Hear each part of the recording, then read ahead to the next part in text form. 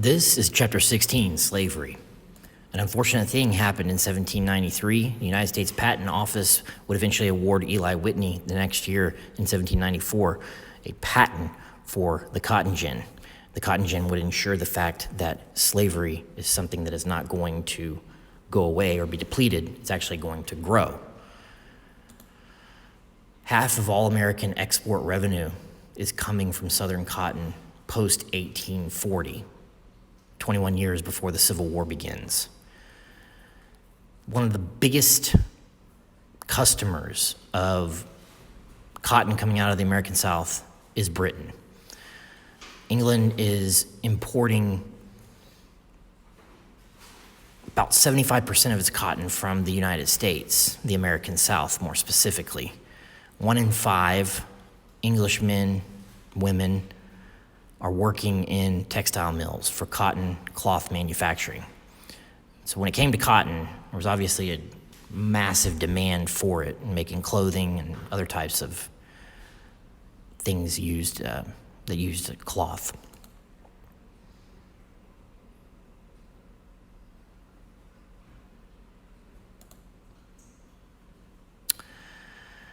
In 1850, the South looked like this. You only had about 1,700 families, a little over that, 1,733 families who had more than 100 slaves. Those that had more than 100 slaves on their plantation were obviously very wealthy.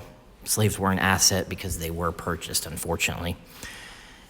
And we see whereby the slave system in the American South is basically kind of repetitive of history in Europe during the Middle Ages, and also, I guess you could say, Japan during the Middle Ages as well. Basically, the slave system looks more like feudalism than anything else. You see this quote here. This was part and parcel of how Southern plantation owners treated their slaves in many situations.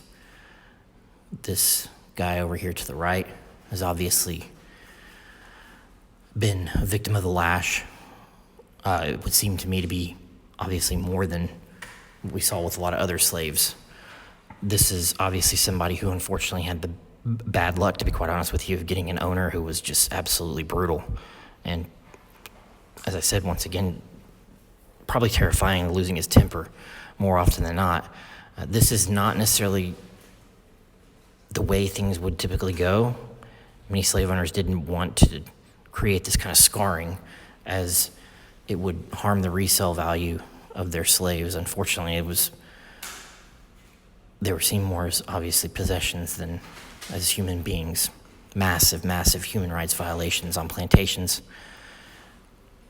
But that wasn't the only thing that was treacherous during this time period. The crop of cotton creates a lot of land butchery. It's going to suck all the nutrients from the soil. It's not as bad as tobacco, but still it's pretty bad. So, you've got a lot of fallow farms that have to lie fallow for a couple of years, so to speak, until the dirt can get its soil back, until the soil can get its nutrients back for cotton to be grown there again. The South is addicted to this type of economy. That's all they do in the South. You've got the northwestern portion of Virginia that will eventually secede from the state itself and call itself West Virginia. These are different types of people. Most of these people come from a generation who, in the beginning, really kind of were jealous of those who owned slaves, but because they didn't live in agricultural areas of Virginia and they lived in the mountains, there was no way they would own slaves or could own slaves because there was no land to farm, and plus they were typically pretty poor. These are the hillbillies in the Appalachian foothills where country music begins. A lot of Irish had immigrated to the United States and settled here in these hills and things of that nature. There's still a massive poverty rate in this part of the country. But by 1860, when you looked at the South, you had a lot of these types of people, that is whites, that did not own slaves, approximately 6 million to 7 million of them. These people called themselves white trash. They were the mountain people. And so just a little bit of the culture there in Virginia that would create, obviously, the divide between West Virginia and Virginia itself. Slaves without masters were those that were freed. Sometimes they were voluntarily freed, or perhaps they were given their freedom because they had white blood within them. They had, a white mother or a white father, vice versa, whatever it may be.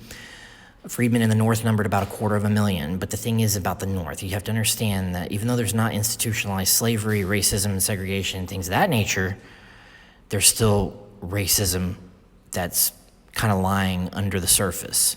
So in New Hampshire in particular, there was a school that was educating black children, and a mob of white racists actually chained the building up and got a bunch of men together and drug it into a pond where black children died because they couldn't get out. So there was this type of terrorism that could go on in the North, despite the fact that slavery was so much of a Southern thing. Frederick Douglass, in my mind, the greatest abolitionist of all time, because he lived the experience. He lived the experience, he lived through it, and what a great orator. So by 1808, the slave trade is shut off. And by 1860, obviously we've got 4 million slaves in the South, but the British, through the Royal Navy West African Squadron, as well as the United States, they're keeping a close eye, both of these countries, as well as other European countries, on the slave trade. A guy by the name of M.P. Gordon would actually try to go smuggle slaves. He'd be hanged for what he did, because you're no longer allowed to participate in any kind of slave trade after 1808, as was established by the Constitution. Typically, slaves were spared dangerous work because they were seen as assets more than anything else. So indentured servants, Irishmen would be hired to do hard jobs, dangerous jobs. 1852, Uncle Tom's Cabin by Harriet Beecher Stowe is written, and you can see here the picture of the auction block. Typically, those slaves were humiliated because they were in the nude, as people basically came in and shopped around for whom they wanted to buy, unfortunately. So it's brutal. It's a brutal, a massive amount of human rights violations, as I said before, and that's what was reflected in Uncle Tom's Cabin by Harriet Beecher Stowe. It's obviously reflective of what the life of a slave is, and it really opens a lot of eyes. Massive circulation of this book is what really helps to spawn and spur the abolitionist movement. $2 billion is invested in slaves by white masters throughout the South, so that's a lot of money in regards to assets that have been bought up by plantation owners in the South. No doubt about it. This is part of the reason why it's hard to loosen their grip on this type of economy and get them to think about not having slaves. The degree of violence would be different from region to region, but the further south you headed, it was typically worse. Lashes would cause scars, but a lot of times, as I said before, a lot of plantation owners were smart to the idea that they didn't want to necessarily do that because of the resale value of the slaves would go down. What you saw was a unique culture that developed in the American South among African Americans, especially those that were enslaved. Obviously, the majority of them, about 90%, were illiterate, but they were able to, as a culture, meld and mesh Christianity with African religious traditions. Like, for instance, a dance known as the African ring shot dance was used to worship in a Christian respect, that is Jesus Christ, but it was an old tradition from the polytheistic religious characteristics of Africa. So blending is going on with religion and culture and things of that nature.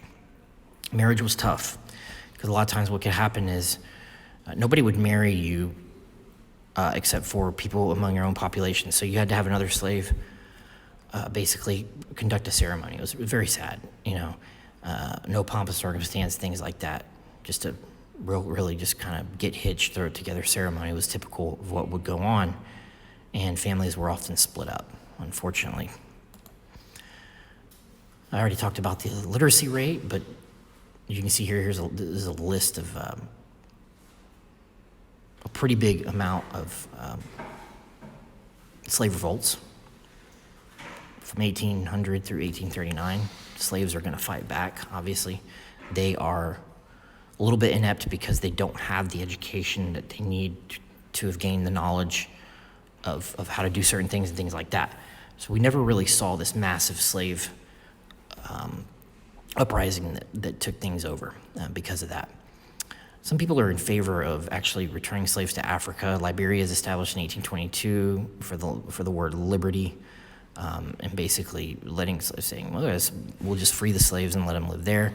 Second Great Awakening, people are becoming more religious, so obviously these human rights violations around them are not going to stick around because they're more spiritual, they're more religious, and they know that what they're doing is wrong. William Lloyd Garrison, one of the greatest abolitionists of all time, pictured here. Other abolitionists, African-American woman Sojourner Truth, obviously very instrumental on the Underground Railroad, so was Frederick Douglass. And both of these people, as African-Americans, were really able to speak to the brutality of slavery because they lived it, they went through it, and that's what made them so powerful when they talked to the masses. So Virginia would defeat all emancipation proposals in the early 1830s. Other states would follow, and so you saw a resolute kind of stiffening of the back of the South, like, you're not going to mess with our institution of slavery. We're putting this on paper. This is going to be law. The South pathetically tried to justify slavery by saying, well, no, it's great. We're giving these people, room and board. They've got a place to be. We're teaching them religion. We're teaching them how to do things, all that kind of stuff, right? So these excuses were made for slavery as well. The South tried to justify themselves. Even in Congress during this time period, there was a gag resolution whereby any congressman, Senate, House, you didn't talk about slavery. I mean, that's how divisive the issue is becoming. And so the gag resolution was passed by the House and the Senate and basically said, nobody's going to say anything about it. We don't want to offend anybody. At a post office in Charleston, South Carolina, literally, this was a major thoroughfare post office at a juncture where a bunch of abolitionist literature was being sent on a weekly basis. And so racist whites, just kind of like they did in New Hampshire with the schoolhouse, they surrounded this place. Instead of pulling it into a pond, so to speak, they just burned it down, and people actually died in this thing. You have here William Lloyd Garrison, once again, one of the great abolitionists of all time, as well as Elijah P. Lovejoy, who he did a lot in working against or working with the anti-slavery movement by publishing certain things, and so he always had a bounty on his head. These people really took major risks in what they were doing. And that is it. Thank you.